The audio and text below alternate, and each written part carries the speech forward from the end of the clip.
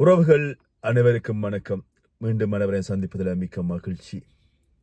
இந்த வீடியோவிலும் நிறைய விடயங்கள் பார்க்க போறோம். முதலாவதாக கௌரவ பாராளுமன்ற உறுப்பினர் டாக்டர் அர்ச்சனா அவர்களினுடைய கிழக்கு மாகாண உள்ளூராட்சி சபையில வேட்பாளர்கள் அறிமுகம் இன்று அதுக்கான கூட்டங்கள் எல்லாம் நடைபெற இருக்கிறது. இது சம்பந்தமான விடயங்கள் வெளியாகி இருக்கிறது. அது மட்டுமில்லாமல் கௌரவ பாராளுமன்ற உறுப்பினர் டாக்டர் அர்ச்சனாவினால் 11க்கும் மேற்பட்ட வழக்குகள் தாக்கல் செய்யப்பட்டிருக்கிறது.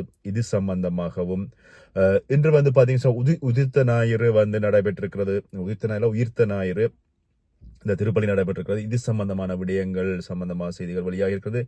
அது மட்டுமில்லாமல் என்பிபி அரசாங்கம் பொய் சொல்கிறதுல பெரு வளர்ச்சி கண்டிருக்கிறது அப்படின்னு சொல்லி ஒரு செய்தி வெளியாகி இருக்கிறது.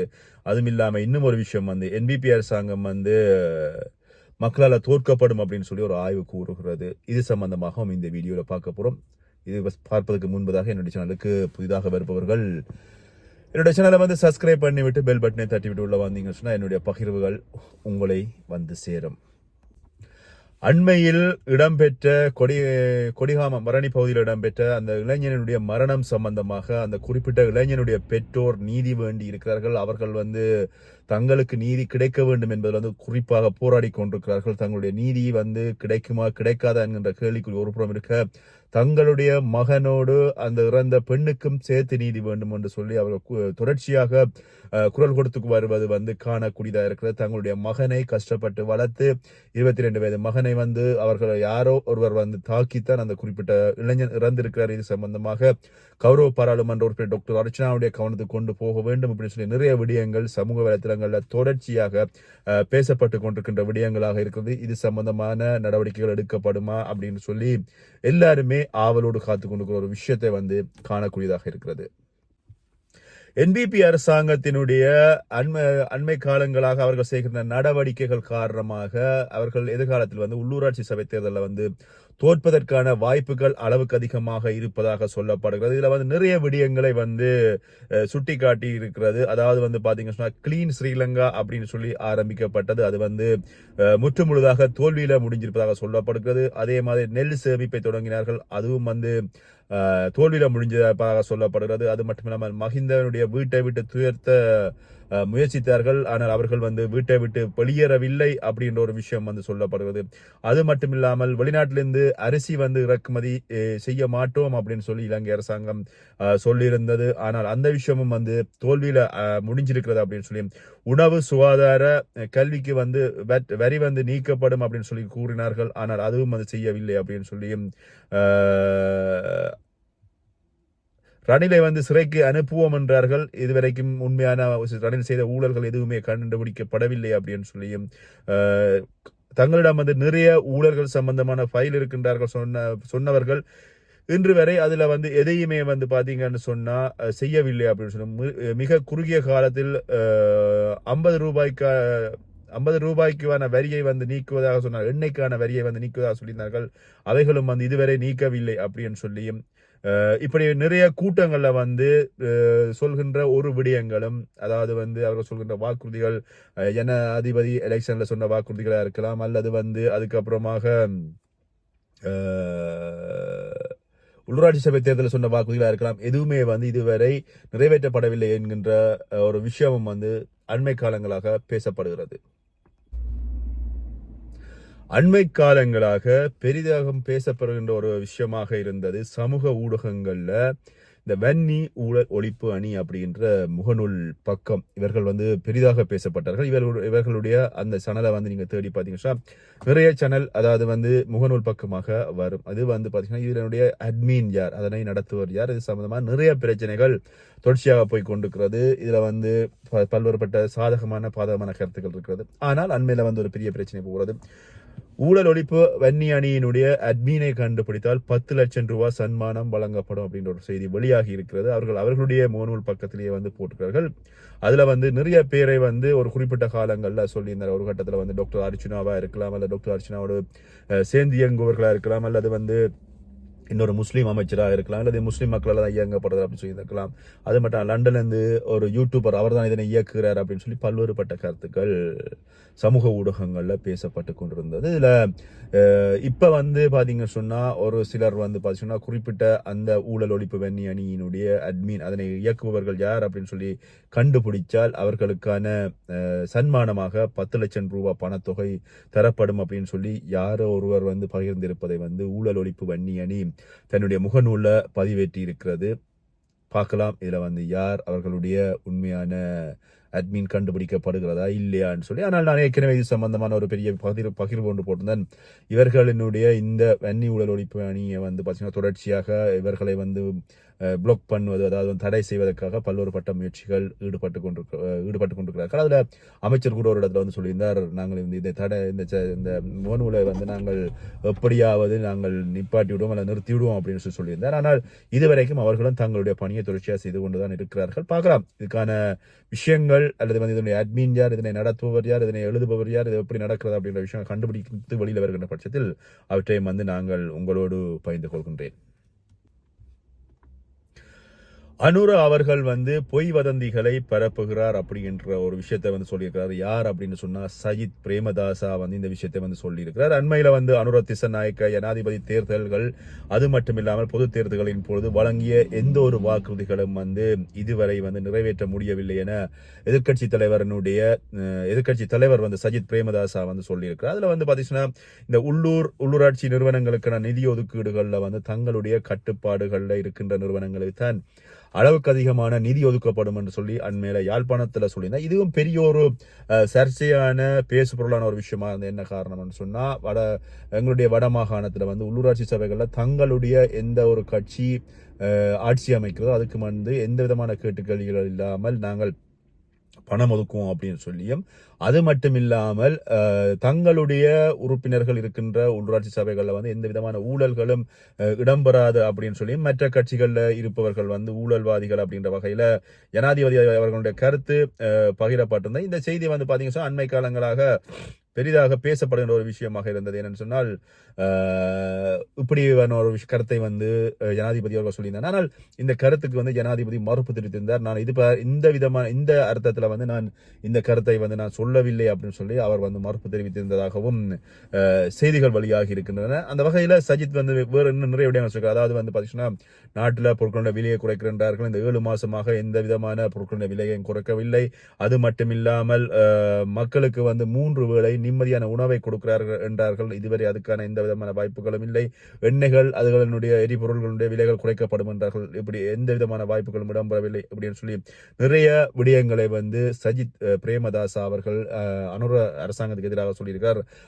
என்னன்னு சொன்னால் சொன்ன ஒரு வாக்குறுதிகளையும் வந்து சொல்லவில்லை. அவர்கள் பொய்யான வாக்குறுதிகளை வழங்கி கொண்டிருக்கிறார்கள் அனுர அரசாங்கம் அப்படின்னு சொல்லி சஜித் பிரேமதாசா அவர்கள் வந்து தன்னுடைய கூட்டத்தொடர் ஒன்றில் வந்து அவர் தன்னுடைய கருத்தை வந்து பாய்ந்திருப்பதை வந்து சமூக ஊடகங்கள்ல வந்து இப்ப அது ஒரு பெரிய பேசு பொருளா இருக்கிற சஜித் வந்து இப்படி சொல்லியிருக்காருன்னு சொன்னா என்ன இந்த அரசியல்ல வந்து இன்னொரு விஷயம் என்னன்னா ஆளுங்கட்சியா இருப்பவர்கள் எதிர்கட்சியை சாடுவதும் எதிர்கட்சியா இருப்பவர்கள் ஆளுங்கட்சியை சார்வதுமாக இருக்கும். இப்ப ஆளுங்கட்சியா இருக்கின்ற என்பிபி அரசாங்கத்தை வந்து எதிர்கட்சியா இருக்கின்ற சஜித் பிரேமதாஸ் அவர்களுடைய கட்சி தவறு விளைக்கிற மாதிரி சொல்லுவார்கள். நாளைக்கு இதே ஆட்சியை வந்து சஜித் பிரேமதாஸ் அவர்கள் ஆட்சியா பிடித்திருந்தால் அவர்கள் மீது வந்து அனுரா வந்து எதிர்கட்சியாக இருந்தால் அவர்கள் வந்து சஜித் கட்சி வந்து இவரான பிள்ளைகள் இது வந்து அரசியல மாறி மாறி மாறி மாறி ஒருவர் தாக்கி கதைக்கிற விஷயமாக இருக்கும். ஆனால் யாருமே வந்து சரியான வகையில ஆட்சிகள் வருபவர்கள் கொடுக்குற வாக்குறுதிகளை நிறைவேற்றுகிறார்களா அப்படின்னு சொல்லி பார்த்தீங்க சொன்னா எதுவுமே இதுவரைக்கும் நடந்ததாக சரித்திரம் இல்லை. இன்று உயிர்த்த ஞாயிறு திருப்பலி கொடுக்கப்படுகிறது. இந்த உயிர்த்த ஞாயிறு திருப்பலி பற்றி சம்பந்தமான நிறைய விஷயங்கள் நாங்கள் ஏற்கனவே கேள்விப்பட்டிருப்போம். அதாவது வந்து பாத்தீங்கன்னு சொன்னா இந்த உயிர்த்த ஞாயிறு தாக்குதல் அதுல வந்து இறந்த மக்கள் அதுல வந்து பாத்தீங்கன்னு சொன்னா யார் உயிர்த்த ஞாயிறு தாக்குதலை செய்தார்கள் அப்படின்னு சொல்லி இன்று வரை விசாரணைகள் நடைபெற்றுக் கொண்டிருக்கிறது. அண்மையில கூட பிள்ளையான் அவர்கள் வந்து கைது செய்யப்பட்டு இது சம்பந்தமான விசாரணைகள் இடம்பெற்றுக் கொண்டிருப்பது மட்டுமில்லாமல் அவருடைய சகாக்கள் கைது செய்யப்பட்டிருக்கின்ற விஷயங்கள் இப்படி நிறைய விஷயங்கள் வந்து சமூக ஊடகங்களை நாங்கள் பார்க்கக்கூடியது. அந்த வகையில வந்து பாத்தீங்கன்னா இன்று கொழும்பு கொட்டையனால இருக்கின்ற புனித லூசியாஸ் தேவாலயத்துல வந்து மிகுந்த பாதுகாப்போடு வந்து பாத்தீங்கன்னா ஞாயிறு ஆராதனைகள் இடம்பெற்றிருக்கிறது. அது மட்டும் இல்லாமல் நாடளாவிய ரீதியில வந்து நேற்றிரவிலிருந்து விசேட பூஜைகள் விசேட ஆராதனைகள் விசேட விசேட வழிபாடுகள் எல்லாமே வந்து அங்கே நடைபெற்று கொண்டிருப்பதை வந்து சமூக ஊடகங்களில் வந்து வீடியோக்களாக வெளியாகி கொண்டிருக்கிறது. அதில் உண்மையில் வந்து பார்த்தீங்கன்னு சொன்னால் இந்த இறந்த இயேசுவின் உயிர்ப்பு பெருவிழா நள்ளிரவு திருப்பலி மன்னார் தூய செபஸ்தியர் ஆலயத்தில் கூட சனிக்கிழமை இரவு வந்து பார்த்தீங்கன்னா 11 மணி 11:15 வந்து இடம்பெற்றிருப்பதாகவும் சொல்லப்படுகிறது. உண்மையில இது வந்து இவ்வளவுக்கு இவ்வளவோ வந்து கவலையான விஷயம் இருந்தாலும் பலத்த போலீஸ் பாதுகாப்போட இந்த திருப்பலி கொடுக்கின்ற விஷயங்கள் வந்து இடம்பெற்றுக் கொண்டிருப்பது என்பது குறிப்பிடத்தக்கது. கொழும்புல ஒரு விசித்திரமான விஷயம் இடம்பெற்றிருக்கிறது. அதாவது வந்து பாத்தீங்கன்னு சொன்னா தலைவர் அவர்கள் இருக்கிறார் அப்படி என்று சொல்லி மகரகாம பகுதியில வந்து ஒருவர் வந்து ஒரு தொடர்மாடி கட்டுறதுக்கு வந்து நெருப்பு வச்சிருக்கிறாரு. அவர் வந்து என்ன காரணத்துக்காக நெருப்பு வச்சிருக்காரு அப்படின்னு சொன்னா குறிப்பிட்ட நபர் வந்து 32 வயது உடைய அந்த கட்டட தொகுதியினுடைய பாதுகாப்பு அதிகாரியா இருக்கிறார். அவர் வந்து பாத்தீங்க சொன்னா நேற்றைக்கு வந்து அதிக மது போதையில இருந்தார். மது போதையில இருக்கின்றது மட்டும் இல்லாமல் அவர் மது போதையில இருக்கின்ற பொழுது அங்கே வந்து தலைவர் அவர்கள் இருக்கிறார் அப்படி என்று சொல்லி யாரோ சொன்னது என்று சொல்லி தங்களுடைய கட்டடத்துக்கு தானே வந்து நெருப்பு மூட்டி விட்டதாகவும் அந்த குறிப்பிட்ட கட்டட தொகுதியில வந்து பாத்தீங்கன்னு சொன்னா வங்கி உட்பட நிறைய நிறுவனங்கள் இருந்ததாகவும் சொல்லப்படுகிறது. இதனால வந்து பார்த்தீங்கன்னா அந்த குறிப்பிட்ட வங்கியில வந்து நேற்று சனிக்கிழமை விடுமுறை நாள் என்பதனால வந்து யாருமே இல்லை அப்படின்னு சொல்லி வங்கி மூடப்பட்டிருப்பதாகவும் கற்ற பகுதியினுடைய அந்த அவர் குறிப்பிட்ட நபர் தங்கி இருந்த அந்த ஒரு வீட்டினுடைய அரைப்பகுதி வந்து தீப்பிடி தெரிஞ்சதாகவும் சொல்லப்படுகிறது. இது சம்பந்தமான செய்திகள் சுவாரஸ்யமாக சமூக ஊடகங்களில் வந்து பேசப்படுகிறது. ஈஸ்டர் குண்டு தாக்குதல் சம்பந்தமான அறிக்கை இன்று வந்து ஜனாதிபதி அவர்களிடம் வந்து கையளிக்கப்படும் அப்படின்னு சொல்லி ஒரு செய்தி வழியாக இருக்கிறது. இதுல வந்து யார் செய்தார்கள், எப்ப செய்தார்கள், என்ன மாதிரி செய்தார்கள், இதனுடைய திட்டம் என்ன, இதனான வழிவகைகள் என்ன, இதுக்குள்ள வந்து யார் உள்ளுக்குள்ள வந்து ஈடுபட்டார்கள், இது சம்பந்தமான விஷயங்கள் எதுவுமே வந்து அனுரா அரசாங்கம் வெளியிட மாட்டாதா அப்படின்னு சொல்லி எதிர்பார்க்கப்படுகிறது. இந்த விஷயங்கள் சம்பந்தமான அறிக்கை இன்று கையளிக்கப்படும் அப்படின்னு சொல்லி பொது பாதுகாப்பு அமைச்சர் வந்து சொல்லியிருப்பதா ஒரு செய்தி வெளியாக இருக்கிறது. இதனுடைய உண்மைத்தன்மை என்னும் சரியா தெரியவில்லை.